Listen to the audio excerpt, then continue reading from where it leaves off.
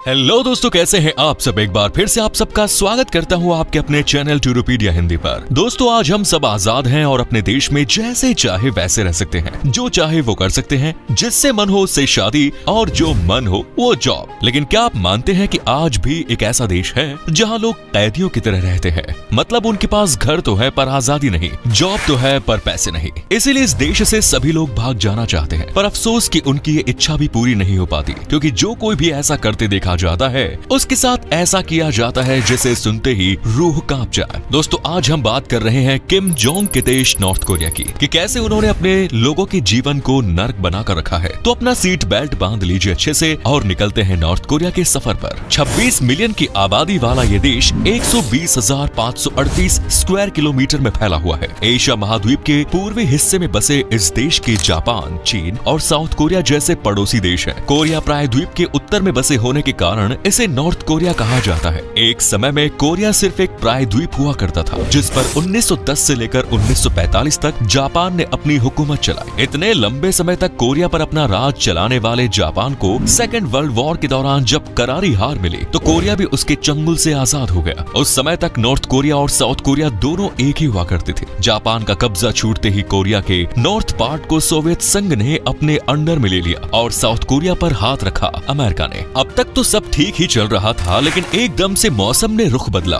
और south Korea north Korea से अलग होने पर आमादा हो गया। ये सब हुआ सोवियत संघ की वजह से। सोवियत संघ की दखलंदाजी के चलते ही साल 1948 में कोरिया के साउथ वाले पार्ट में चुनाव कराए गए और फिर हुई घोषणा साउथ कोरिया बनाने की। और ठीक इसी समय नॉर्थ कोरिया को भी एक दिशा की जरूरत थी, इसीलिए कोरिया के नॉर्थ पार्ट में भी सुप्रीम पीपल्स असेंबली का चुनाव हुआ और सामने निकल कर आया डेमोक्रेटिक पीपल्स ऑफ कोरिया, यानी नॉर्थ कोरिया। नॉर्थ कोरिया और साउथ कोरिया अब भी जुड़े हुए ही थे, लेकिन इन दोनों देशों के बीच मनमुटाव शुरू से जारी था और साल 1950 में इस मनमुटाव ने युद्ध का रूप ले लिया और नॉर्थ कोरिया और साउथ कोरिया दोनों आपस में भिड़ गए। लंबे समय तक चले इस युद्ध को आखिरकार साल 1953 में सोवियत संघ की दखल के बाद रोक दिया गया। लेकिन इस युद्ध के साथ ही साउथ कोरिया और नॉर्थ कोरिया एक दूसरे से हमेशा हमेशा के लिए अलग हो गए, लेकिन इनके बीच की दुश्मनी अब भी 7वें आसमान पर है। दोनों एक दूसरे से भिड़ने का मौका तलाशते ही रहते हैं। हालांकि नॉर्थ कोरिया के लोग अपने राजा किम जोंग उन की तानाशाही से परेशान होकर साउथ कोरिया भाग जाना चाहते हैं और साउथ कोरिया भी इन लोगों का दिल खोलकर स्वागत करता है, लेकिन स्वागत करने के लिए लोग नॉर्थ कोरिया से निकल नहीं पाते।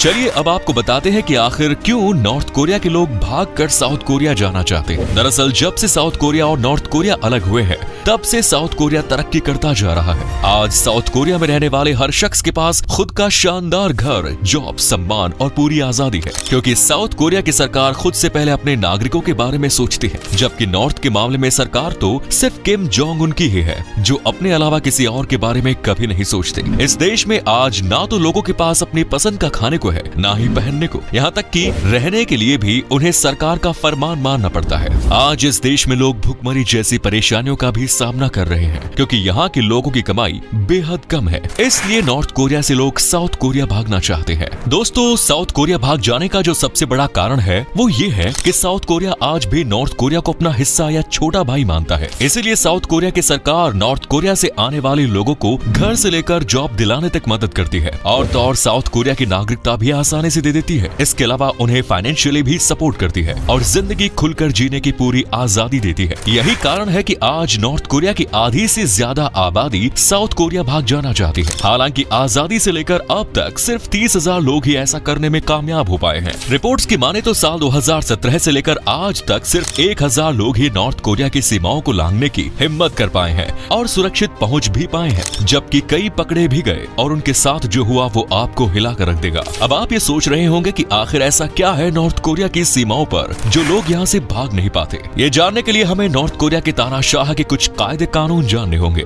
वो कानून जिन्हें फॉलो करने से अच्छा लोग मौत चुनना पसंद करते हैं। सबसे पहले बात करते हैं नॉर्थ कोरिया के रेजिडेंशियल सिस्टम की। दरअसल यहाँ फॉलो होता है सोंगबन सिस्टम। ये सिस्टम नॉर्थ कोरिया के लोगों को 3 क्लास में डिवाइड करता है। पहली क्लास है कोर। इस क्लास में देश की आबादी का 28% शामिल है। इस क्लास में उन लोगों को शामिल किया जाता है जिन्होंने देश की आजादी के लिए काम किया, मतलब युद्ध में भाग लेकर देश की सेवा की। इस क्लास के लोगों को नॉर्थ कोरिया के सबसे शानदार परिवार और राजधानी शहर पियोंगयांग में रहने का मौका मिलता है। ये नॉर्थ कोरिया में सबसे विकसित शहर है। दूसरी क्लास है वेवरिंग। इस क्लास के लोग सरकार की नजर में बड़े सीधे साधे होते हैं, जिन्हें किसी से कोई मतलब नहीं होता। वे बस काम पर जाते हैं, आते हैं और खाकर सो जाते हैं। इसी तरह इनकी पूरी लाइफ कट जाती है। तीसरी क्लास है हॉस्टाइल। इस क्लास में उन लोगों को शामिल किया गया है जो या तो गलत काम करते हैं या फिर किसी धर्म में विश्वास रखते हैं, और ऐसा इसलिए क्योंकि नॉर्थ कोरिया में किम से बड़ा कोई भगवान नहीं है, ऐसा खुद किम जोंग का कहना है। इस क्लास में रहने वाले हर शख्स के आईडी कार्ड पर लिखा होता है वो क्या जॉब करेगा और उस जॉब के लिए उसे कितना पैसा मिलेगा, कहाँ जाएगा, कहाँ रहेगा, यहाँ तक कि क्या पहनेगा और किससे शादी करेगा ये भी।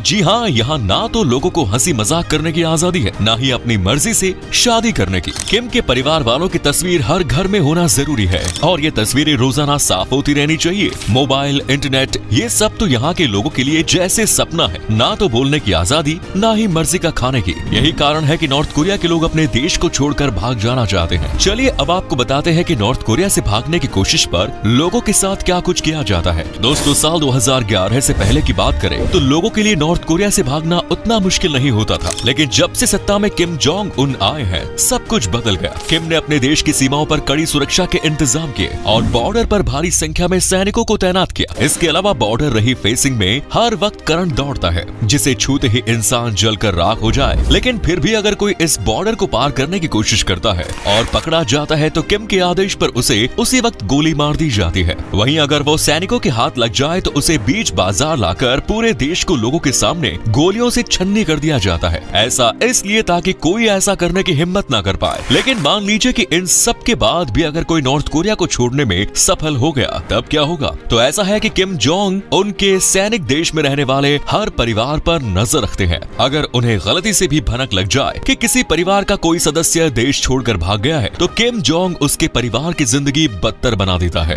उस शख्स को आतंकवादी घोषित कर दिया जाता है और उसके परिवार को उसी तरह से ट्रीट किया जाता है जैसे किसी आतंकवादी के परिवार को किया जाता है। परिवार की आने वाली 3 पीढ़ियों को इसकी सजा भुगतने का फरमान है। इन लोगों को जेल के अंदर आजीवन कारावास के लिए डाल दिया जाता है और ये जेल इतनी भयानक होती है कि नाम सुनते ही रोंगटे खड़े हो जाएं। एक एक कमरे में लगभग 200 लोगों को भरा जाता है। जेल में सुविधाओं के नाम पर महज एक टॉयलेट होता है और जेल में किसी को भी चलने की इजाजत नहीं होती। उन्हें 24 घंटे बेड़ियों में रखा जाता है। नॉर्थ कोरिया और साउथ कोरिया के बीचों बीच एक डिमिलिटराइज्ड जोन है। इस जोन में हर वक्त नॉर्थ कोरिया और साउथ कोरिया के सैनिक तैनात रहते हैं, इसलिए ये रास्ता बॉर्डर पार करने के लिए सबसे खतरनाक माना गया है। लेकिन आंकड़े बताते हैं कि इस समय नॉर्थ कोरिया के 33,000 से ज्यादा लोग साउथ कोरिया की खुली हवा में अपनी जिंदगी जी रहे हैं। अब आप सोच रहे होंगे कि आखिर इन लोगों ने ये खतरनाक बॉर्डर कैसे पार किया। दरअसल बात ऐसी है कि नॉर्थ कोरिया से साउथ कोरिया तक जाने के लिए इस बॉर्डर के अलावा कुछ और रास्ते भी हैं जो इतने मुश्किल नहीं है। इनमें से एक रास्ता तो चीन से होकर गुजरता है। हालांकि इस सीमा पर भी सैनिक हर वक्त तैनात रहते हैं, लेकिन फिर भी कुछ एजेंट्स पैसे लेकर लोगों को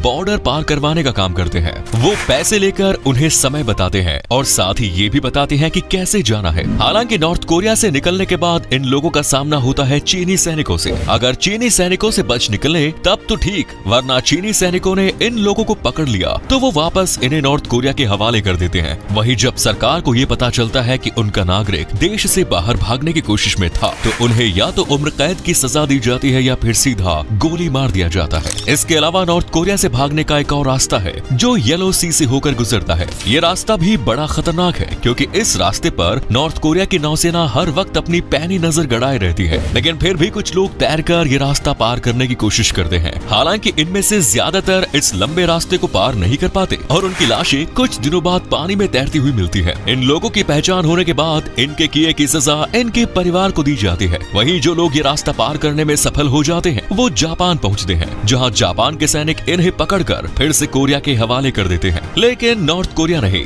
जापान के सैनिक इन लोगों को पकड़कर नॉर्थ कोरिया की जगह साउथ कोरिया के हवाले कर देते हैं, जहां इनकी जिंदगी बन जाती है। जो लोग अपनी फैमिली को नॉर्थ कोरिया में ही छोड़कर अकेले भागते हैं, उनके परिवार वालों को बहुत कुछ सहना पड़ता है। इसीलिए हम तो यही कहेंगे कि अगर भागना ही है तो फैमिली को लेकर भागिए, कम से कम वो तो उस जिल्लत भरी जिंदगी से बच जाएंगे। वैसे क्या आपको पता है इस देश में प्यार करना कितना बड़ा जुर्म है? अगर नहीं तो बता दे कि प्यार करना मतलब नॉर्थ कोरिया छोड़कर भागने से भी बड़ा गुनाह है, क्योंकि इसकी सजा इस देश में बड़े ही भयानक तरह से दी जाती है, जैसे जोड़ियों को भरे बाजार शूट कर देना। अब तो आप समझ गए होंगे कि नॉर्थ कोरिया छोड़कर भागना क्यों इतना मुश्किल है। उम्मीद करते हैं वीडियो पसंद आई होगी। नीचे कमेंट्स में जरूर बताएं कि आज की वीडियो कैसी लगी। वीडियो पसंद आई तो लाइक कीजिए, शेयर कीजिए, कमेंट्स कीजिए और साथ ही चैनल को सब्सक्राइब करना ना भूलें। धन्यवाद।